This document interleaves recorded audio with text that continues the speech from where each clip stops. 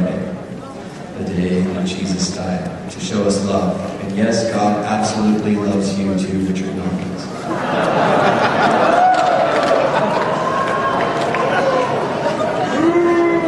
I do have a question.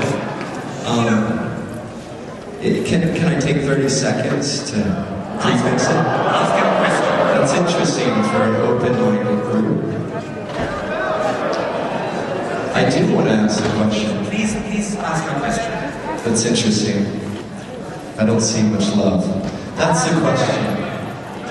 Is natural selection and survival of the fittest comes against the attributes of the Lamb that was slain? The love of Jesus. I was too an atheist, and I want to give you an opportunity to define your morality and convince me that your morality is better than the Lamb that was slain for me.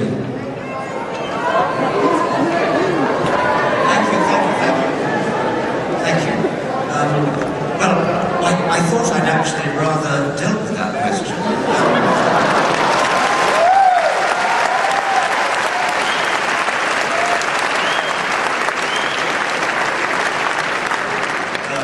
The lamb that was slain for you, I thought I'd rather make the case that that's rather a revolting idea. However, I don't want to say that all of what Jesus himself said, he never said he was slain for you, it was only Paul who said that. Some of the morality that Jesus said, for example, in the Sermon on the Mount is admirable. Turn the other cheek and things like that, do as you would be done by, blessed are the peacemakers and so on. But these are ideas which would occur to any decent person of a consequentialist persuasion. This is the kind of idea.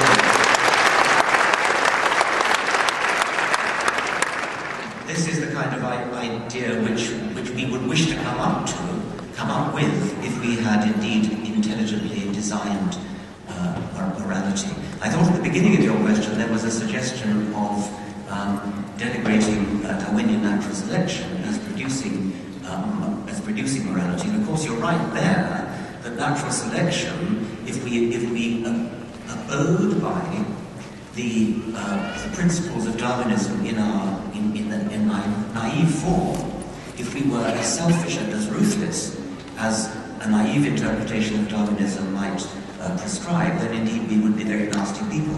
One of the aspects of intelligently designing morality is precisely to leave behind the kind of morality which a naive interpretation of Darwinism would foster. I am a passionate Darwinian when it comes to explaining our existence and the existence of all life. I am a passionate anti-Darwinian when it comes to designing morality and designing the sort of society in which we want to live. We do not wish to live in a Darwinian society. A Darwinian society would be a sort of Thatcherite, Reaganite.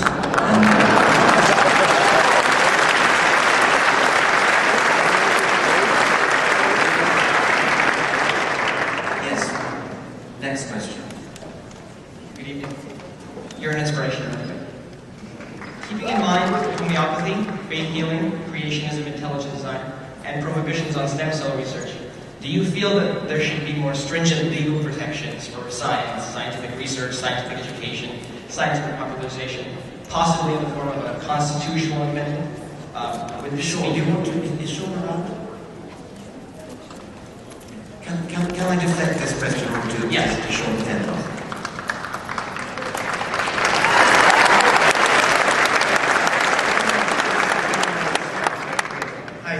I don't know, I admire the thought, but I don't know that that's how it would work. But I think, frankly, although it's going to take years and years of work, is that people who are non-religious and people who are religious who believe in the separation of church and state actually follow the principles of Jefferson and Madison and vote people into office who believe in thinking and rational government.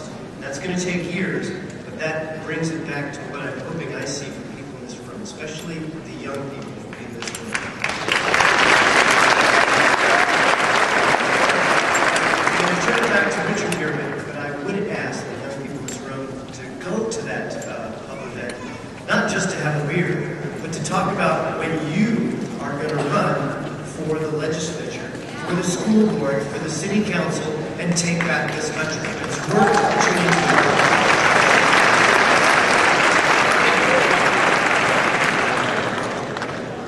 Yes. Yes. Thank you, Dr. Dawkins. I'm Canadian, so don't blame me. I have a serious yes or no question, Dr. Dawkins. I thank you for your time. We've emailed a couple of times, and I've noticed that when Christians hold conferences, they do some demagoguery and they pitch their wares, and everybody applauds, and we say sarcastic things about the other side, whether it's different religions or atheists. And I saw the same tonight, where funny sloganeering happens and we all laugh and applaud. I want to invite you to come on the radio show that I host. You have an international audience for a half hour, if you can spare it, or 45 minutes or 15 minutes. Not debate. I'm not going to ask you why you won't debate William Lane Craig or everyone else. It will be a simple conversation on the issues, Q&A, with great reverence and respect. That's my yes or no question. And because you're in the UK, we'll have mercy and have a whenever. I have said that I will debate bishops and archbishops. I'm tomorrow, in fact, going to have a debate with the Cardinal Archbishop of Sydney, and I look forward to that very much.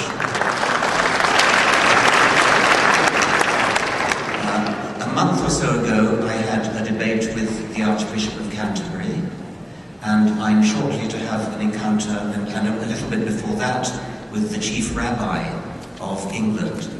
I have said that I will not debate creationists, at least young earth creationists, because to do so would be to give the impression that there is something to debate.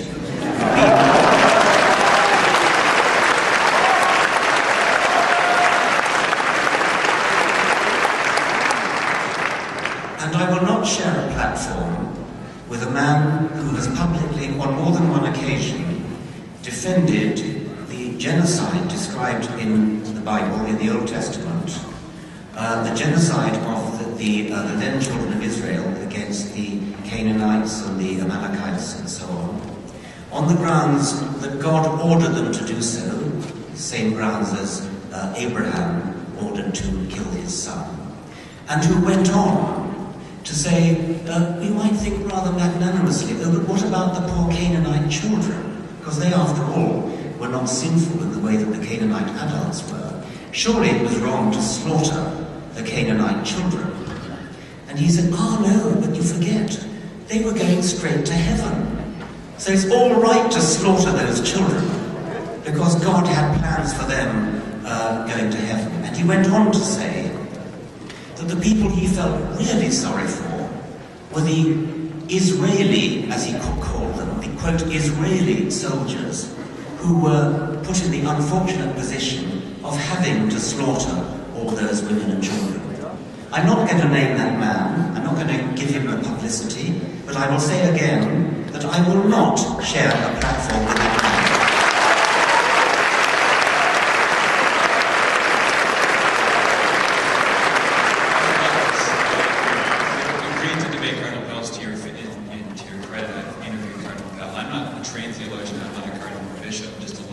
Catholic radio host. What I'm suggesting is inviting you to a conversation with me. You wouldn't even have to take callers.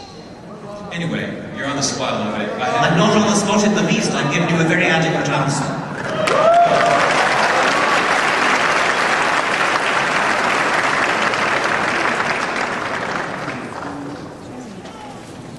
Is there just that one? Is it, or is there another microphone? Have you got a microphone? Hello, Professor Dawkins. Yes. It's nice to see you again. In your speech, in the recent rally, you suggested, actually said, that we should mock believers when they say something that is obviously not true. Now, my question